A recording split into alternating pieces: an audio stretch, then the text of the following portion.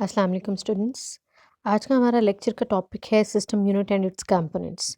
System unit basically क्या है, हमें जो हमारे कंप्यूटर में एक बॉक्स लाइक केसिंग नज़र आती है जो कि टावर मॉडल भी होता है और वर्टिकल यानी वर्टिकल भी होता है, हॉरिजॉन्टल भी होता है। एक बॉक्स, ठीक है, जिसके ऊपर जिसकी मेटल की या प्लास्टिक की केसिंग होती है, जिसके सामने कुछ बटन्स होते हैं, फ्लॉपी डिस्क एंटर करने के लिए स्पेस होती है, जिसके पीछे कुछ पोर्ट्स होती हैं, कनेक्शंस होते हैं, जिसके साथ mouse and keyboard and LCD monitor को हम कनेक्ट करते हैं। बेसिकली हम उस बॉक्स की बात करने वाले हैं, हम उस यूनिट की बात करने वाले हैं जिसे हम सिस्टम यूनिट का नाम देते हैं।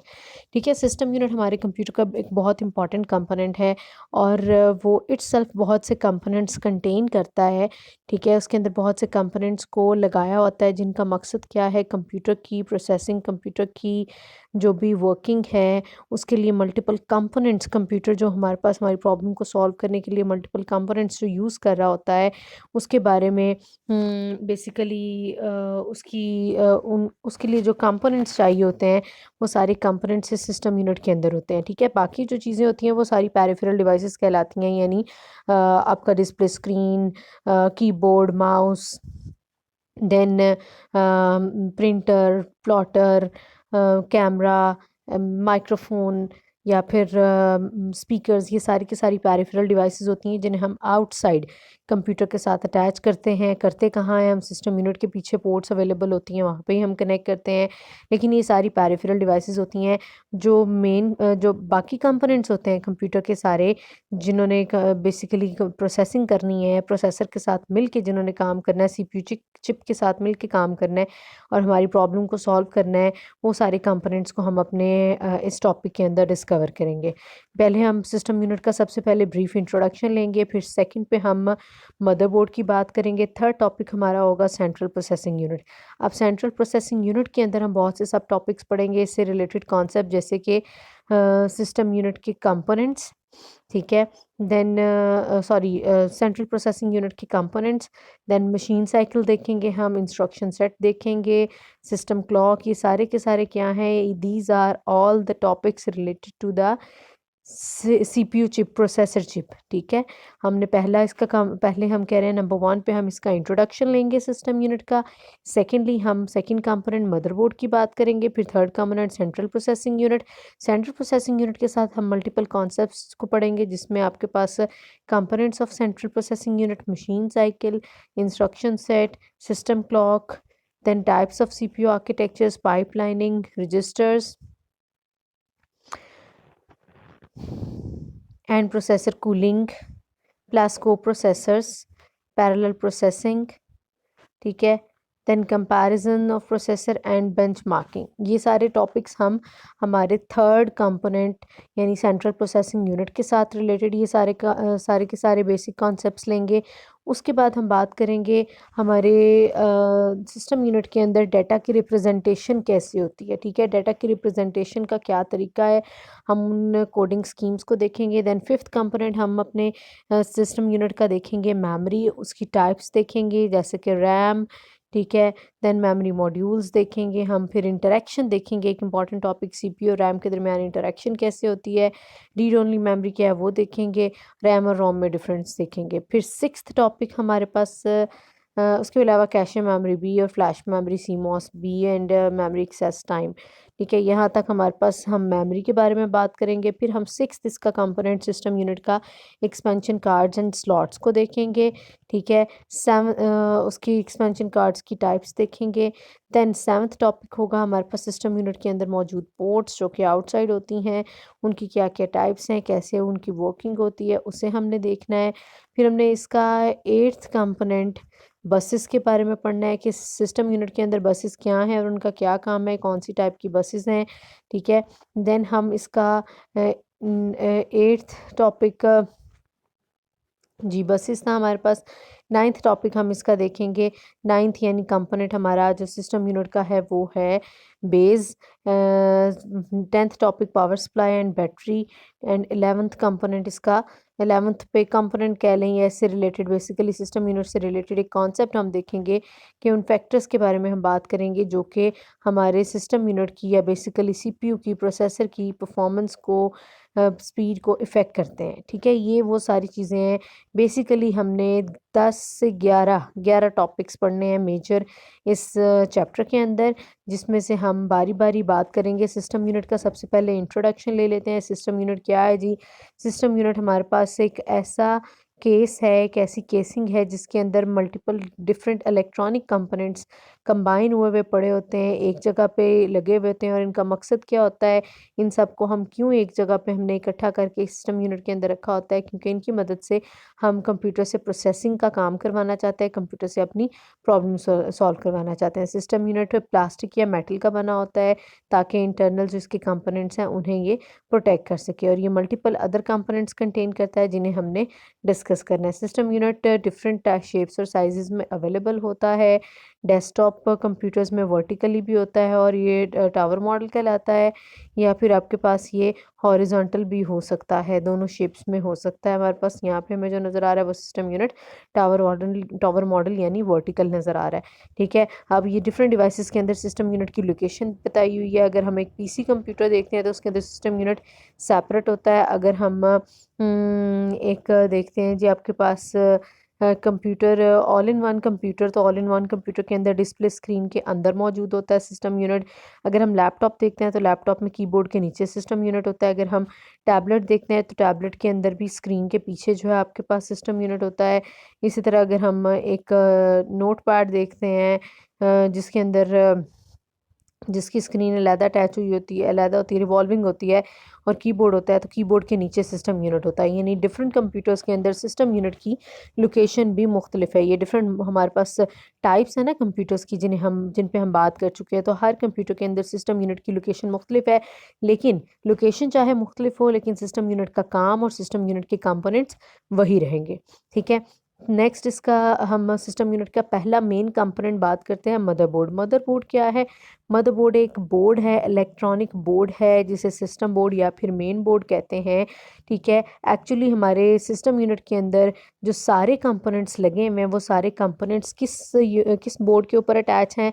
इसी बोर्ड पे अटैच हैं। ये ग्रीन कलर का बोर्ड होता है जिसके ऊपर हमारे पास सिस्टम यूनिट के सारे कंपोनेंट्स कनेक्ट हुए होते हैं, अटैच हुए होते हैं। ठीक है, और ये सारे कंपोनेंट्स मिल के काम करते हैं तभी हमारी प्रॉब्लम सॉल्व होती है। बेसिकली मदरबोर्ड का काम ही ये है कि हमारे सारे के सारे कंप्यूटर सिस्टम के लिए एक कम्युनिकेशन का मीडियम प्रोवाइड करना। क्योंकि सारे कंपोनेंट्स जो सारी डिवाइसेस कंप्यूटर सिस्टम की सिस्टम यूनिट की होती हैं वो मदरबोर्ड के ऊपर लगी होती हैं और आपस में कनेक्टेड होती हैं। ठीक है जी, यानी जितने भी कंपोनेंट्स हैं, इलेक्ट्रॉनिक कंपोनेंट्स हैं, वो मदरबोर्ड पे बिल्ट इन होते हैं और उसके साथ अटैच होते हैं, जैसे कि ports, expansion slots, device controllers, BIOS, memory slot, CPU socket and बस।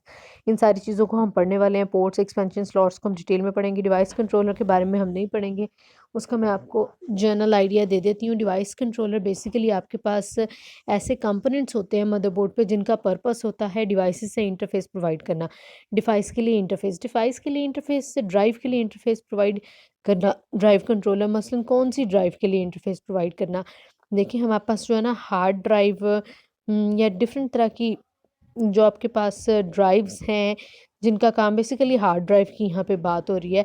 हार्ड ड्राइव, हार्ड डिस्क जो कि परमानेंटली डाटा स्टोर करती है, उसको हमने मदरबोर्ड के ऊपर जब अटैच करते हैं तो उसको यूज़ करने के लिए, उसके साथ इंटरेक्ट करने के लिए हमारे पास डिवाइस कंट्रोलर लगा होता है मदरबोर्ड के ऊपर। इसके अलावा बायोस के बारे में हम थोड़ा सा बात करते हैं। BIOS stands for basic input output system. ठीक है, बेसिकली ये एक प्रोग्राम होता है, एक सॉफ्ट फॉर्म में एक प्रोग्राम होता है जिसे एक चिप के ऊपर स्टोर करके मदरबोर्ड पे लगा दिया जाता है। यानी एक सेट ऑफ इंस्ट्रक्शंस होती हैं जिनका मकसद क्या होता है? कंप्यूटर का स्टार्टअप प्रोवाइड करना, कंप्यूटर का ऑन करना है। जब आप कंप्यूटर को ऑन करते हैं, लैपटॉप को ऑन करते हैं, टैबलेट को ऑन करते हैं, तो वो जो थोड़ा सा टाइम लेता है ऑन होने के लिए, उसके ऑन होने के टाइम के दौरान एक्चुअली क्या हो रहा होता है? Basic input output functions perform हो रहे होते हैं। ठीक है जी। और वो basic input output functions perform करने के लिए सिस्टम यूनिट के अंदर एक चिप लगी होती है। अच्छा, बेसिक इनपुट आउटपुट फंक्शन क्या होते हैं? बेसिक इनपुट आउटपुट फंक्शन ये होते हैं कि जब आप कंप्यूटर को ऑन करते हैं, बटन ऑन करते हैं, सिस्टम यूनिट का बटन ऑन करते हैं, आपने एलसीडी मॉनिटर का बटन ऑन करते हैं या लैपटॉप का एक दफ़ा बटन ऑन करते हैं, टैब का बटन ऑन करते हैं, तो जो आपके पास टाइम लगता है जिसके अंदर आपके पास विंडो की वेलकम स्क्रीन आती है, उस टाइम पीरियड में क्या हो रहा होता है? बेसिक इनपुट आउटपुट चेक का हो रहा होता है। यानी कि ये देखा जा रहा होता है कि कंप्यूटर के साथ जितने भी इनपुट आउटपुट डिवाइसेस कनेक्टेड हैं वो सारी की सारी करेक्टली कनेक्टेड हैं, सारी ऑन है, किसी में कोई एरर तो नहीं है। प्लस बायोस के टाइम पे एक और इम्पॉर्टेंट काम होता है, वो ये होता है कि हमारे कंप्यूटर के अंदर ऑपरेटिंग सिस्टम जो है ना लोड होता है। ठीक है, ऑपरेटिंग सिस्टम कहाँ से कहाँ पे लोड होता है? ऑपरेटिंग सिस्टम एक चिप होती है, रोम चिप, उसके अंदर पड़ा होता है और वहाँ से वो लोड हो जाता है मेन मेमोरी रैम के अंदर। अब रोम क्या है, रैम क्या है, उसको भी हम इस चैप्टर में पढ़ने वाले हैं। बहरहाल बेसिक इनपुट आउटपुट सिस्टम के लिए आपके पास एक प्रोग्राम होता है जो एक चिप में स्टोर होता है, और वो चिप भी कहाँ पे लगी होती है? वो चिप भी मदरबोर्ड पे लगी होती है, और उसका मकसद क्या होता है? कंप्यूटर के स्टार्टअप का काम करना। फिर मेमोरी स्लॉट्स, इनको भी हम डिटेल में पढ़ने वाले हैं, क्या हैं ये, कौन कौन सी होती हैं, मदरबोर्ड पे होती हैं। सीपीयू सॉकेट, सीपीयू सॉकेट समझ लें जी, एक होल्डर है, एक प्लेस, एक खाली जगह बनी हुई है जहाँ पे हम सीपीयू चिप को प्लेस करते हैं। ठीक है जी, उसका एक बॉक्स सा है, जैसे कि आपको यहाँ पे नज़र आ रहा है। आपके प्रोसेसर चिप के लिए प्रोसेसर चिप जहाँ पे लगी हुई है वहाँ से थोड़ा सा गहरा है। ये आप इस फिगर में देखें तो यहाँ पे आपके पास ये देखें, चिप हाथ में पकड़ी हुई है किसी भी पर्सन ने, और वो उसको एक सॉकेट के अंदर लगा रहा है। तो ये सॉकेट भी कहाँ पे होती है? मदरबोर्ड के ऊपर होती है, जिसके अंदर हम सीपीयू चिप को अटैच करते हैं। देन बस भी आपके पास मदरबोर्ड का एक कंपोनेंट है। ठीक है जी, तो हमने हमारे सिस्टम यूनिट का बेसिक इंट्रोडक्शन देखा कि ये क्या है, एक बॉक्स लाइक केस है, इसका पर्पस है मल्टीपल कंपोनेंट्स को एक ही जगह पे इकट्ठा रखना। इसकी फिर डिफरेंट मॉडल्स होते हैं, हर कंप्यूटर के अंदर सिस्टम यूनिट की प्लेसमेंट डिफरेंट होती है। सेकेंडली हमने ये देखा कि हमारे पास सिस्टम यूनिट का एक पहला इंपॉर्टेंट कंपोनेंट मदरबोर्ड, मदरबोर्ड का क्या काम है? सारे कंपोनेंट्स को, सिस्टम यूनिट के सारे कंपोनेंट्स को, कंप्यूटर के सारे कंपोनेंट्स को एक ही जगह पे कनेक्ट करवाना और उनके आपस में कम्युनिकेशन करवाना मदरबोर्ड का काम होता है।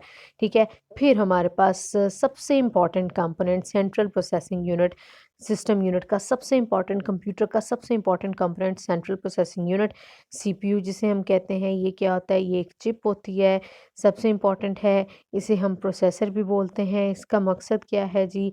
इसका मकसद है कंप्यूटर जो है इसके बगैर सबसे पहले तो काम नहीं कर सकता। जब जिस कंप्यूटर के अंदर, सिस्टम यूनिट के अंदर सीपीयू चिप नहीं लगी हुई, वो कंप्यूटर काम नहीं कर सकता। ठीक है जी, तो सीपीयू चिप का होना बहुत ज़रूरी है। इसे हम ब्रेन ऑफ द कंप्यूटर भी कहते हैं। लगा कहाँ होता है? जाहिर सी बात है, सिस्टम यूनिट के अंदर मदरबोर्ड के ऊपर लगा हुआ होता है। इसके लिए एक सॉकेट बनी होती है जिसके अंदर सीपीयू चिप को लगाया जाता है। सीपीयू ने ही परफॉर्म करना होता है सारे के सारे ऑपरेशंस को डाटा के ऊपर। ठीक है, जो भी हम इंस्ट्रक्शंस देते हैं उसके अकॉर्डिंग जो सारी प्रोसेसिंग है वो ये सीपीयू चिप ही करती है।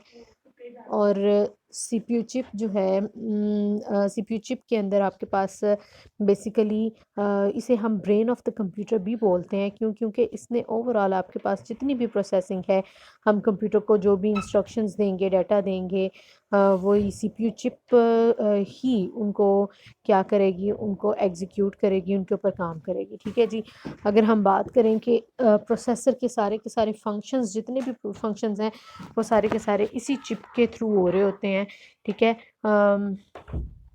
Manufacturer of processor chip are also providing multi core processors. ठीक है, एक और चीज़ हम देखते हैं कि हमारे पास ये चिप सिंगल भी हो सकती है और ये हमारे पास मल्टीपल चिप्स भी हो सकती हैं। कुछ कंप्यूटर्स के अंदर आपके पास से एक ही चिप होती है, उन्हें हम सिंगल कोर प्रोसेसर्स बोलते हैं, जबकि कुछ कंप्यूटर्स के अंदर हमारे पास मल्टीपल चिप्स होती हैं। जैसे कि अगर 2 चिप्स लगी हुई हैं हमारे पास एक ही मदरबोर्ड के ऊपर, तो इसका मतलब है वो ड्यूल कोर प्रोसेसर कहलाता है, जिसके अंदर एक की बजाय 2 सेपरेट प्रोसेसर चिप्स हैं। और क्वाड कोर प्रोसेसर आपके पास ऐसा मॉडल है प्रोसेसर का, सेंट्रल प्रोसेसिंग यूनिट का, जिसके अंदर 2 की बजाय 4 चिप्स लगी होती हैं। देखें जी, जैसे-जैसे आपके पास इसके अलावा हमारे पास फ्यूचर में मल्टी कोर प्रोसेसर्स भी आ रहे हैं, जो कि 6 कोर एंड 8 कोर भी हैं। अच्छा, एक्चुअली मल्टीपल प्रोसेसर चिप्स होने का फ़ायदा क्या होता है? फ़ायदा ये होता है कि हमारे पास काम जो है वो डिवाइड हो जाता है मल्टीपल चिप्स के दरमियान। मल्टीपल चिप्स मिल के जब काम करती हैं तो हमारी प्रोसेसिंग स्पीड कंप्यूटर की बढ़ती है और कंप्यूटर जो है ना फास्टली एग्जीक्यूट कर सकता है इंस्ट्रक्शंस को। अब सीपीयू ये काम कैसे करता है? सीपीयू किस तरह हमारी प्रॉब्लम को, किस तरह डाटा एंड इंस्ट्रक्शंस को लेता है, कैसे डाटा के ऊपर जो है वो इंस्ट्रक्शंस के अकॉर्डिंग प्रोसेसिंग करता है और कैसे आउटपुट देता है। उसके लिए सेंट्रल प्रोसेसिंग यूनिट के दो मेन कंपोनेंट्स हैं, ठीक है? दो मेन कंपोनेंट्स, दो मेन यूनिट्स आपकी सेंट्रल प्रोसेसिंग यूनिट के जो हैं वो हैं arithmetic and logic unit and control unit, ठीक है? ये दो मेन पार्ट्स हैं हमारे सीपीयू चिप के, जिनका जो बेसिकली प्रोसेसिंग करते हैं, ठीक है? अरिथमेटिक लॉजिक यूनिट फर्दर दो पार्ट्स में डिवाइडेड है, arithmetic unit and logic unit. Arithmetic unit का काम है हम जो भी उसको डाटा एंड इंस्ट्रक्शंस दें उसके ऊपर, अगर वो अरिथमेटिक से रिलेटेड है तो अरिथमेटिक यूनिट के पास जाती है और वो उसे प्रोसेस करता है। फॉर एग्जांपल हम इंस्ट्रक्शंस देते हैं 2+3, तो 2+3 वाला काम यानी 2 और 3 को ऐड कौन करेगा? Arithmetic unit. लेकिन अगर हम ये चेक करना चाहते हैं 2 इज़ ग्रेटर देन 3, तो फिर वो इंस्ट्रक्शन हमारे पास, वो डाटा और इंस्ट्रक्शन लॉजिक यूनिट के पास जाएगा। यानी कि सारी कैलकुलेशंस वाला काम अरिथमेटिक यूनिट करता है और सारे कंपैरिजंस वाला काम कौन करता है? लॉजिक यूनिट करता है, ठीक है? और कंट्रोल यूनिट क्या करता है? अगर सारी प्रोसेसिंग, सारी calculations and comparisons arithmetic unit and logic unit करने हैं तो फिर कंट्रोल यूनिट क्या करता है? कंट्रोल यूनिट बेसिकली सुपरवाइज़र के तौर पर काम करता है कंप्यूटर के, और ये खुद एग्जीक्यूशन नहीं करता, इंस्ट्रक्शंस को एग्जीक्यूट नहीं करता, बल्कि इसका काम होता है जो एग्जीक्यूशन हो रही है उसे कंट्रोल एंड कोऑर्डिनेट करना। कंप्यूटर के अंदर जितनी भी एक्टिविटीज़ हो रही हैं उन्हें कंट्रोल करना, यानी एक कंट्रोलर के तौर पर, एक सुपरवाइज़र के तौर पर कंप्यूटर में जो भी काम हो रहा है उस सब को ये मैनेज कर रहा होता है, ठीक है? कंट्रोल यूनिट को के अंदर क्लॉक पल्सेस होती हैं, वो एक्चुअली उन क्लॉक पल्सेस के थ्रू वो डिफरेंट ऑपरेशंस को पल्स बाय पल्स, जैसे जैसे पल्सेस मूव करती हैं वैसे वैसे वो कंट्रोलिंग कर रहा होता है, ठीक है? इसके इंपॉर्टेंट ऑपरेशंस क्या हैं? इसने डाटा फेच करना होता है मेमोरी से, देन इसने इंटरप्रेट करना होता है कि क्या डाटा और इंस्ट्रक्शन जो भी ये फेच करता है उसे डिकोड करके अरिथमेटिक एंड लॉजिक यूनिट को बताता है कि क्या काम करना है, और फिर जो भी एग्जीक्यूशन होती है और उसका रिजल्ट्स होते हैं उन्हें ये मैनेज करता है, ठीक है? तो उसके लिए बेसिकली हमारे पास कंट्रोल सेंट्रल प्रोसेसिंग यूनिट के अंदर एक मशीन साइकिल चलता है जिसके थ्रू कंट्रोल यूनिट ये काम करवा रहा होता है। कंट्रोल यूनिट सबसे पहले मशीन साइकिल के 4 स्टेप्स हैं: fetch, decode, execute and store. Machine control unit सबसे पहले फेच के स्टेप में कंप्यूटर की मेमोरी से इंस्ट्रक्शंस, डाटा और इंस्ट्रक्शंस को उठाता है और सीपीयू के अंदर लेकर आता है, ठीक है? फिर क्या करता है? सेकंड स्टेप पे मशीन साइकिल उस डाटा और इंस्ट्रक्शन को करता है डिकोड। डिकोड मीन्स बताता है कंप्यूटर को, क्योंकि देखिए हम डाटा एंड इंस्ट्रक्शंस किस में देते हैं? ह्यूमन रीडेबल लैंग्वेज में, यानी 2+3 हमने कहा। लेकिन कंप्यूटर को 2+3 समझ नहीं आता, कंप्यूटर की अपनी लैंग्वेज है। तो कंप्यूटर की लैंग्वेज में कन्वर्ट करने वाला काम क्या कहलाता है? डिकोडिंग। डिकोडिंग में कंट्रोल यूनिट क्या करता है? डाटा एंड इंस्ट्रक्शन को उस फॉर्मेट में चेंज करता है जिस फॉर्मेट में अरिथमेटिक एंड लॉजिक यूनिट उसके ऊपर एग्जीक्यूशन कर सकें। फिर डाटा एंड इंस्ट्रक्शन को डिकोड करने के बाद कंट्रोल यूनिट फॉरवर्ड करता है डाटा एंड इंस्ट्रक्शन को, डिकोडेड डाटा एंड इंस्ट्रक्शंस को अरिथमेटिक यूनिट के पास अगर वो कैलकुलेशन वाली है, और या फिर लॉजिक यूनिट के पास अगर वो कंपैरिजन वाली है। और लास्ट में जब आपके पास एग्जीक्यूशन कर लेता है अरिथमेटिक एंड लॉजिक यूनिट, तो फिर आपके पास मशीन साइकिल का fourth step control unit run करता है और डाटा को स्टोर कर देता है किसी भी परमानेंट स्टोरेज में, लाइक हार्ड डिस्क में, ठीक है? या फिर अगर आउटपुट डिवाइस को फॉरवर्ड करना हो तो भी आउटपुट डिवाइस को भी फॉरवर्ड कर लेता है। यानी मशीन साइकिल एक्चुअली वो साइकिल है जिसका काम है सीपीयू चिप से प्रोसेसिंग करवाना, और इस मशीन साइकिल को ड्राइव करने वाला, कंट्रोल करने वाला, कोऑर्डिनेट करने वाला कंट्रोल यूनिट है सिस्टम यूनिट के अंदर, सॉरी सीपीयू के अंदर, सेंट्रल प्रोसेसिंग यूनिट के अंदर, या आप कह लीजिए प्रोसेसर के अंदर। जो मशीन साइकिल को रन कौन करवाता है? Control unit. और मशीन साइकिल चलता है, कंप्लीट होता है तो हमारे पास एक इंस्ट्रक्शन एग्जीक्यूट होती है। कंट्रोल यूनिट एग्जीक्यूट करवाता है अरिथमेटिक एंड लॉजिक यूनिट से है, लेकिन ओवरऑल कंट्रोलिंग यानी मशीन साइकिल को कंट्रोल करना, रन करना, ठीक है, फिनिश करना, स्टार्ट करना, ये कंट्रोल यूनिट का काम होता है। फिर सेंट्रल प्रोसेसिंग यूनिट के अंदर इंस्ट्रक्शन सेट हम सेंड करते हैं। इंस्ट्रक्शन सेट क्या होता है? इंस्ट्रक्शन सेट ये कंटेन करता है कि आपका सेंट्रल प्रोसेसिंग यूनिट को कैसा काम, कौन सा स्पेसिफिक काम करना है। बेसिकली सेट ऑफ बिट्स है जो कि कंप्यूटर को ये बताता है कि कोई एक स्पेसिफिक काम करो on the basis of instruction code.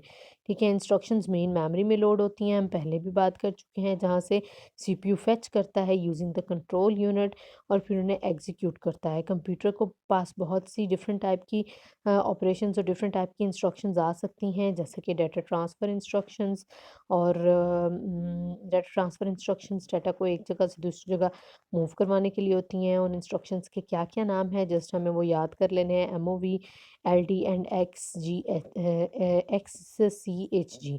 फिर दूसरी हमारे पास डाटा प्रोसेसिंग इंस्ट्रक्शन होती हैं। अब ये डाटा ट्रांसफ़र करने के लिए नहीं, बल्कि डाटा एंड इंस्ट्रक्शन को एग्जीक्यूट करने के लिए, यानी कोई अरिथमेटिक या फिर लॉजिक कैलकुलेशन परफॉर्म करने वाली इंस्ट्रक्शंस हैं, जैसे कि 2+3 या फिर 2 > 3। डाटा ट्रांसफ़र इंस्ट्रक्शन क्या हो सकती है?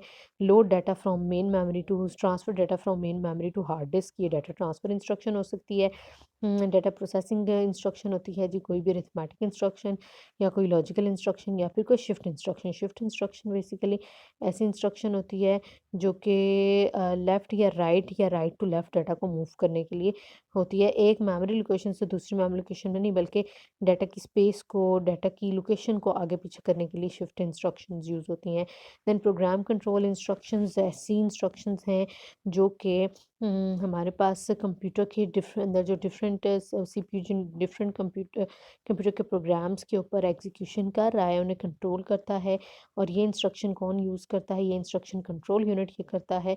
यूज़ JMP या फिर लूप इन इंस्ट्रक्शंस का नाम है। ठीक है जी, ये वो सारी इंस्ट्रक्शंस हैं जिनके ऊपर सेंट्रल प्रोसेसिंग यूनिट काम करता है। या डाटा ट्रांसफ़र की इंस्ट्रक्शन आ सकती है इसके पास, या फिर डाटा की एग्जीक्यूशन की प्रोसेसिंग की इंस्ट्रक्शन आ सकती है, या फिर सीपीयू के पास प्रोग्राम कंट्रोल इंस्ट्रक्शन आ सकती है। ठीक है, इन सारी इंस्ट्रक्शंस को लेके मशीन साइकिल से गुजारा जाता है और अरिथमेटिक यूनिट या फिर लॉजिक यूनिट या फिर कंट्रोल यूनिट जिसका काम होता है वो इसके ऊपर काम करता है और हमारी प्रॉब्लम सॉल्व होती है। अब ये काम करने के लिए हमारे सीपीयू चिप के अंदर इस मशीन साइकिल को रन करने के लिए, एग्जीक्यूशन करने के लिए एक सिस्टम क्लॉक एग्जिस्ट करता है। सिस्टम क्लॉक एक इलेक्ट्रॉनिक क्लॉक की तरह है, बिल्कुल वैसे ही जिस तरह हमारा ऑर्डिनरी क्लॉक होता है। ये भी क्लॉक पल्सेस जनरेट करता है, फास्ट स्पीड पे काम करता है। जितनी फास्ट स्पीड से इसकी क्लॉक की टिक्स होंगी, इसका मतलब है हमारा कंप्यूटर उतना ही फास्ट है, यानी सीपीयू चिप उतनी ही फास्टली हमारी एग्जीक्यूशन कर रही है इंस्ट्रक्शंस की। ठीक है, सीपीयू की स्पीड मेजर करने के लिए बेसिकली हम इस सिस्टम क्लॉक को ही देखते हैं। सिस्टम क्लॉक जितनी जल्दी क्लॉक साइकिल कंप्लीट करती है या फिर मशीन साइकिल कंप्लीट करती है, या जितनी तेज़ तेज़ टिक्स करती है, उतना ही हम कहते हैं कि हमारे कंप्यूटर की स्पीड ज़्यादा है। ठीक है, और कंप्यूटर की स्पीड सीपीयू की स्पीड से या सिस्टम क्लॉक की स्पीड से हम कैसे मेजर करते हैं? हम मेगाहर्ट्ज़ में या गीगाहर्ट्ज़ में, यानी बेसिकली हर्ट्ज़ जो है इसका मेन यूनिट है, मेगा भी हो सकता है, गीगाहर्ट्ज़ भी हो सकता है। लेकिन जो हमारे पास बड़े कंप्यूटर्स हैं वहाँ पे ये स्पीड मिप्स एंड फ्लॉप्स में भी जाती है। मिप्स एंड फ्लॉप्स बहुत बड़े यूनिट हैं सीपीयू की स्पीड के, लेकिन ये हमारे ऑर्डिनरी पीसी कंप्यूटर्स के अंदर हम हर्ट्ज़ में ही मोस्टली कैलकुलेट करते हैं हमारे कंप्यूटर की स्पीड को। ठीक है, अब सीपीयू हमारे पास दो तरह के आर्किटेक्चर्स में सीपीयू चिप्स मौजूद होती हैं। सिस्क आर्किटेक्चर ऐसे हैं जो कि ज़्यादा साइकिल्स जनरेट करते हैं, जबकि रिस्क कम साइकिल जनरेट करते हैं। सिस्क ऐसा आर्किटेक्चर है जो कि आपके पास कॉम्प्लेक्स है, उसकी इम्प्लीमेंटेशन स्लो है और पर्सनल कंप्यूटर में है और मोड ज़्यादा पावर यूज़ करता है, जबकि रिस्क जो है वो लेस कॉम्प्लेक्स है, इम्प्लीमेंटेशन भी इसकी फ़ास्ट है और ये हमारे पास ज़्यादातर स्मॉल डिवाइसेस में यानी टैबलेट एंड स्मार्टफोन्स में यूज़ होता है और ये पावर भी कम लेता है, जैसे कि हमारे मोबाइल फ़ोन्स कम पावर के साथ भी काम कर रहे होते हैं। तो ये दो तरह के प्रोसेसेस हैं, जस्ट आपने यहीं से इनका कंपैरिजन याद कर लेना है।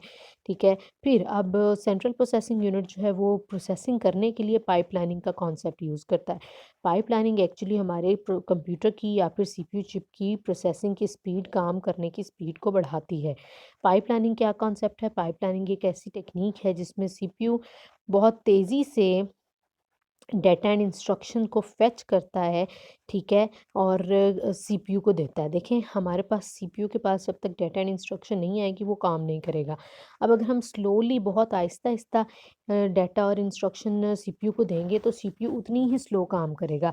सीपीयू फ़ारिग बैठा रहेगा, आइडल बैठा रहेगा जब तक उसे नेक्स्ट डेटा एंड इंस्ट्रक्शन नहीं मिलेगा एग्ज़ीक्यूशन के लिए। तो पाइपलाइनिंग एक ऐसा कॉन्सेप्ट है, पाइप लाइनिंग। लाइन हमें समझ आ रहा है जी, एक कितार बन जाती है, पाइप लाइनिंग होता है जी, हमारे पास मल्टीपल डेटा एंड इंस्ट्रक्शंस की एक लाइन बन जाती है, एक पाइप की फॉर्म में वो लाइनिंग उनकी बन जाती है। पाइप लाइनिंग में होता ये है कि आपके पास सीपीयू को एक डाटा एंड इंस्ट्रक्शन का सेट फॉरवर्ड किया, किसी भी तरह की डाटा एंड इंस्ट्रक्शन है वो आपके पास ट्रांसफ़र की है, वो आपके पास एग्जीक्यूशन की है, प्रोसेसिंग की है, वो आपके पास कंट्रोलिंग की, जिस तरह का भी डाटा एंड इंस्ट्रक्शन है, कंप्यूटर को फॉरवर्ड किया, सीपीयू को फॉरवर्ड किया, सीपीयू उसके ऊपर काम कर रहा था। अब बिफोर दैट कि सीपीयू वो इंस्ट्रक्शन कंप्लीट कर लेता है एग्जीक्यूशन, अगली इंस्ट्रक्शन को मेमोरी से उठा के सीपीयू में डाल देना, यानी नेक्स्ट पहला मशीन साइकिल कंप्लीट होने से पहले, fetch decode execute and store complete होने से पहले ही अगली इंस्ट्रक्शन को मेमोरी से फेच करके सीपीयू के पास ले आना एक्चुअली पाइपलाइनिंग कहलाती है। और मॉडर्न कंप्यूटर्स में पाइपलाइनिंग की टेक्निक यूज़ की जाती है, जिसका मकसद होता है कि आपका कंप्यूटर मल्टीपल इंस्ट्रक्शंस को एक साथ, एक्चुअली ऐसे लगता है जैसे पैरेलल मल्टीपल काम कर रहा है, ठीक है, जिसकी वजह से कंप्यूटर की स्पीड जो है वो बढ़ती है। कंप्यूटर्स की स्पीड्स को फास्टर करने के लिए हम पाइपलाइनिंग यूज़ करते हैं सीपीयू चिप्स के अंदर, जो कि क्या करती हैं, एक मशीन साइकिल कंप्लीट होने से पहले ही नेक्स्ट इंस्ट्रक्शन को फेच कर लिया जाता है मेमोरी से और लोड कर लिया जाता है सीपीयू में, ताकि सीपीयू पहले इंस्ट्रक्शन को, पहले मशीन साइकिल को कंप्लीट करते ही अगले मशीन साइकिल शुरू कर ले और उसको उसमें कोई भी वेट ना करना पड़े, ज़रा सा भी रुकना ना पड़े, ठीक है। देन हमारे पास सीपीयू की स्पीड को बढ़ाने के लिए ही सीपीयू के अंदर एक स्मॉल मेमोरी एरिया रखा जाता है, जो कि बहुत ही स्मॉल, बहुत ही हाई स्पीड मेमोरी की लोकेशन है, जिसे हम रजिस्टर बोलते हैं। रजिस्टर बिल्कुल वैसे जैसे हमारी आम यूज़ में रजिस्टर का काम होता है, डाटा को कंटेन करना, डाटा को मेंटेन करना, सीपीयू रजिस्टर्स भी यही करते हैं। अब सीपीयू रजिस्टर का क्या मकसद है, देखिए, जो हम पाइपलाइनिंग में बात कर रहे हैं कि सीपीयू एक इंस्ट्रक्शन पे काम कर रहा है और अभी उसने कंप्लीट नहीं किया, तो हम अगली इंस्ट्रक्शन सीपीयू के अंदर ले आते हैं। तो सीपीयू के अंदर ला के हम रखते कहाँ पे हैं, सीपीयू के अंदर भी एक मेमोरी होती है। ज़ाहिर बात है, हमने किसी मेमोरी से उठाया है, कहीं से किसी जगह से उठाया है डाटा इंस्ट्रक्शन को, तो वो ऐसे हवा में तो नहीं ना हमने उसे रखना, हमने उसे जाके कहीं पे प्लेस भी करना है। तो सीपीयू के अंदर हम चिप के अंदर कहाँ प्लेस करते हैं, सीपीयू चिप के अंदर एक स्मॉल मेमोरी एरिया होता है, जिसे रजिस्टर का नाम देते हैं। हम अगले डाटा एंड इंस्ट्रक्शन उस रजिस्टर के अंदर रखते हैं। अब सीपीयू जो भी वहाँ से डाटा एंड इंस्ट्रक्शन उठाता है, उसके ऊपर एग्जीक्यूशन करता है और एग्जीक्यूशन करने के बाद जो रिजल्ट्स होते हैं वो भी वापस उसी रजिस्टर में रखवाता है, जहाँ से कंट्रोल यूनिट रजिस्टर से उठा के, सीपीयू के रजिस्टर से उठा के मेन मेमोरी में डालता है और मेन मेमोरी से फिर उसकी बाकी की उसको फिर जो है वो परमानेंट स्टोर किया जाता है हार्ड डिस्क में, या फिर उसको जो भी उसके ऊपर हमने ऑपरेशन करना है वो ऑपरेशन किया जाता है। बहरहाल जो आपके पास जर्नल काम होते हैं रजिस्टर से जो हम लेते हैं, उसमें कंट्रोल यूनिट रजिस्टर को मल्टीपल पर्पसेस के लिए यूज़ करता है, जैसे कि इनपुट करने के लिए इंस्ट्रक्शंस को, स्टोर करने के लिए इंस्ट्रक्शंस को, ट्रांसफ़र करने के लिए डाटा इंस्ट्रक्शन को, और अरिथमेटिक एंड लॉजिक ऑपरेशन को हाई स्पीड पे परफॉर्म करने के लिए, यानी पाइपलाइनिंग करने के लिए कंप्यूटर जो है वो सीपीयू चिप जो है वो रजिस्टर्स को यूज़ करती है। अब रजिस्टर्स हमारे पास मल्टीपल टाइप्स के होते हैं, जैसे कि memory address register, memory buffer register, program counter, instruction register, general purpose register, ठीक है, एड्रेस और segment register, stack control register, flag register, ठीक है। इन सारे रजिस्टर्स के हमने नाम ऐसे ही याद कर लेना है। इसमें से जिस रजिस्टर को डिटेल में हमने पढ़ना है वो है program counter register. Program counter register ऐसा रजिस्टर है जो कि प्रोग्राम की एग्जीक्यूशन को हैंडल करने के लिए यूज़ होता है। फॉर एग्ज़ाम्पल, हमने एक प्रोग्राम लिखा है, उसके अंदर हमने कंप्यूटर को इंस्ट्रक्शंस दी हैं कि वो एक 2 डाटा की वैल्यूज़ इनपुट ले, उसके ऊपर करे, उनको ऐड करे, फिर मल्टीप्लाई करे, फिर डिवाइड करे, फिर रिज़ल्ट्स को वापस किसी फ़ाइल में जाके स्टोर करे। तो ये पूरे प्रोग्राम को एक सीक्वेंस में एग्जीक्यूट करवाने के लिए प्रोग्राम काउंटर रजिस्टर यूज़ होता है, जिसके अंदर हर इंस्ट्रक्शन का नंबर लिखा होता है, ठीक है, और number wise one by one एक एक इंस्ट्रक्शन करके फैच होती है आपके पास, प्रोग्राम काउंटर रजिस्टर से पढ़ी जाती है, यानी पहली इंस्ट्रक्शन कौन सी लेनी है सीपीयू ने, दूसरी इंस्ट्रक्शन कौन सी लेनी है, तीसरी इंस्ट्रक्शन कौन सी लेनी है, सीपीयू बारी बारी वो इंस्ट्रक्शंस उठाता है और उन इंस्ट्रक्शंस को एग्जीक्यूट करता है। बेसिकली इसका मकसद क्या होता है, इसका मकसद होता है कि हमारे पास प्रोग्राम जो है वो एक सीक्वेंस में एग्जीक्यूट हो, और साथ ही साथ सीक्वेंस खराब ना होने के अलावा एक और मकसद इसका ये होता है कि अगर प्रोग्राम की एग्जीक्यूशन के दौरान सीपीयू काम करना छोड़ देता है, तो ये याद रखा जाए कि अगर एक प्रोग्राम के अंदर 10 इंस्ट्रक्शंस थी, उसमें से कितनी इंस्ट्रक्शंस एग्जीक्यूट हो गई हैं और कितनी रिमेनिंग रह गई हैं, तो वो अगर हमने देखना है तो प्रोग्राम काउंटर रजिस्टर से हम वो इन्फॉर्मेशन देख सकते हैं। इसके अलावा फ्लैग रजिस्टर या मल्टीपल जो रजिस्टर्स हैं इनके नाम हमने एज इट इज़ याद कर लेना है। प्रोग्राम काउंटर रजिस्टर को डिटेल में एक दफ़ा देख लेना है, ठीक है जी। सो रजिस्टर आपके पास स्मॉल मेमोरी एरियाज़ हैं जिनका मकसद है सीपीयू की स्पीड बढ़ाना, क्योंकि हम रैम से ला के डाटा कहीं ना कहीं हमें रखना होता है सीपीयू के अंदर, और वो सीपीयू के अंदर जो लोकेशन होती है, जगह होती है, प्लेस होती है, उसे हम रजिस्टर बोलते हैं, ठीक है। फिर हम नेक्स्ट सिस्टम यूनिट का component, sorry central processing unit का कंपोनेंट देखते हैं जी। सीपीयू के अंदर एक और कॉन्सेप्ट है को प्रोसेसर कूलिंग का। देखिए जब प्रोसेसर चिप काम करती है, प्रोसेसर काम करता है, एग्जीक्यूशन करता है, उसके ऊपर कोई ना कोई वर्किंग हो रही होती है, तो अल्टीमेटली वो हीट जनरेट करता है, क्योंकि वो एक इलेक्ट्रॉनिक कंपोनेंट है। और ऑब्वियस है हर इलेक्ट्रॉनिक कंपोनेंट जब भी वर्क करता है तो वो हीट प्रोड्यूस करता है। उस हीट को अगर वो हीट एक लिमिट से ज़्यादा हो जाती है तो अल्टीमेटली कंप्यूटर काम करना छोड़ देगा या हमारी सीपीयू चिप जल जाएगी, क्योंकि इलेक्ट्रॉनिक कंपोनेंट है ना। तो उसको हम अगर एक स्पेसिफिक टाइम तक हम उसको कंटिन्यूसली यूज़ करते रहते हैं और वो उसकी हीट इतनी ज़्यादा हो जाती है कि वो उसके सर्किट्स बर्न कर दे, तो अल्टीमेटली हमारे पास प्रोसेसर चिप्स वेस्ट हो जाती हैं। तो प्रोसेसर चिप को ठीक रखने के लिए हम प्रोसेसर चिप के साथ प्रोसेसर कूलिंग के लिए एक फ़ैन लगाते हैं, हीट सिंक लगाते हैं, ठीक है। प्रोसेसर चिप के ऊपर फ़ैन और हीट सिंक लगाते हैं, जिसका मकसद होता है कि एक्स्ट्रा हीट को एब्जॉर्ब करना, फ़ैन चलते हुए उसको कूल करता है, कूल रखता है, जिसकी वजह से हमारी प्रोसेसर चिप जलती नहीं है। उसके लिए कूलिंग पैड होता है जिसे रख के उसके ऊपर हम हीट सिंक और फ़ैन लगाते हैं। हीट सिंक और फ़ैन का मकसद ये है कि हीट को एब्जॉर्ब करना और कूलिंग प्रोवाइड करना, ठीक है। अच्छा, एक और चीज़ आप लोगों ने देखी होगी, मोस्टली हमारी जो कंप्यूटर लैब्स होती हैं जहाँ पे मल्टीपल ऑफ कंप्यूटर्स होते हैं, हम उन लैब्स के अंदर एयर कंडीशनर को लगाना, प्लेस करना प्रेफर करते हैं। रीज़न यही है कि जब आपके पास कंप्यूटर चलता है, जब सीपीयू चिप चलती है तो वो हीट प्रोड्यूस करती है। उस हीट को कूल डाउन करने के लिए, कूल डाउन रखने के लिए हमें एयर कंडीशनर की ज़रूरत होती है। इसके अलावा जहाँ पे मल्टीपल कंप्यूटर्स लगे होते हैं वहाँ पे भी बहुत बड़े बड़े एसी लगाए जाते हैं ताकि उसे इन्वायरमेंट को ठंडा रखा जाए और हमारे इलेक्ट्रॉनिक कंपोनेंट्स जल ना जाए, ठीक है। को प्रोसेसर आपके पास एक ऐसा कॉन्सेप्ट है जिसके अंदर हमारे पास एक की बजाय दो चिप्स या मल्टीपल चिप्स जो हैं वो काम कर रही होती हैं कंप्यूटर के अंदर। जैसे कि हमने बात की, हमारे पास ड्यूल कोर या फिर क्वाड कोर या फिर 6 और 8 प्रोसेसर चिप्स वाले प्रोसेसर्स भी होते हैं। पैरेलल प्रोसेसिंग क्या कॉन्सेप्ट है? पैरेलल प्रोसेसिंग ये कॉन्सेप्ट है कि जब आपके पास एक से ज़्यादा प्रोसेसर चिप्स हों तो आधा काम, आधी इंस्ट्रक्शंस पहले प्रोसेसर को दे दें और बाकी आधी इंस्ट्रक्शंस अगले प्रोसेसर को दे दें। इससे क्या होगा, फॉर एग्जांपल हमने कंप्यूटर को ऑन किया, हमने उसको मल्टीपल काम कहे, हमने उसे कहा जो है एक फ़ाइल को ओपन करो, एक फ़ाइल को अपडेट करो, एक फ़ाइल को प्रिंट करो, एक फ़ाइल को स्टोर करो। फिर हमने उसे कहा एक मीडिया फ़ाइल ओपन करो, उसे प्ले करो। फिर हमने कहा कि हमारे जो है वो ग्राफ़िक्स की फ़ाइल या फिर पेंट की फ़ाइल ओपन करो। फिर हमने उसे एक इंस्ट्रक्शन दी कि वो हमारे सिस्टम को रिफ़्रेश करे। फिर हमने उसे इंस्ट्रक्शन दी कि वो जो है इंटरनेट ब्राउज़र को खोले। हमने उसे इंस्ट्रक्शन दी वो किसी डाटा को सर्च करे। ये सारी इंस्ट्रक्शंस हम कंप्यूटर ऑन करते हैं तो हम बहुत से काम करते जाते हैं ना, हम बहुत सी फाइल्स, बहुत सी टैब्स खोलते जाते हैं।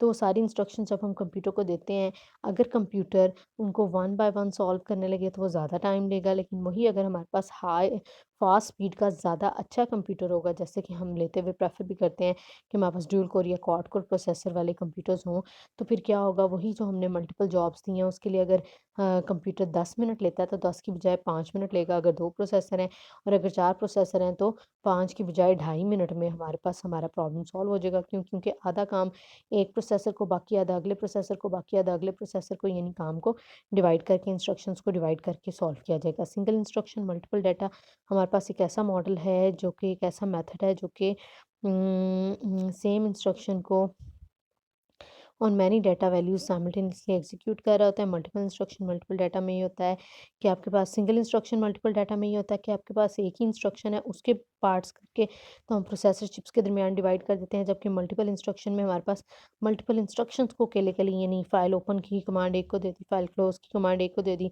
अपडेट की एक को दे दी, प्रिंट की एक को दे दी, मीडिया प्लेयर प्ले करने की एक को दे दी, ठीक है? वो आपके पास मल्टीपल इंस्ट्रक्शन मल्टीपल डाटा होता है। लेकिन सिंगल इंस्ट्रक्शन मल्टीपल डाटा ये है कि आपने फ़ाइल ओपन का जो काम है उसको 2-3 पार्ट्स में डिवाइड करके कुछ इंस्ट्रक्शंस एक प्रोसेसर को दे दें, कुछ दूसरे को, कुछ तीसरे को दे दें। बहरहाल सिंगल इंस्ट्रक्शन मल्टीपल डाटा को मैनेज करना ज़्यादा मुश्किल होता है, मल्टीपल इंस्ट्रक्शन मल्टीपल डाटा को मैनेज करना ज़्यादा आसान होता है। फिर अगर हम डिफरेंट प्रोसेसेस को देखें तो उनके कंपैरिजंस इसे पढ़ने की हमें ज़रूरत नहीं है, इसी तरह बेंचमार्किंग को भी पढ़ने की हमें ज़रूरत नहीं है।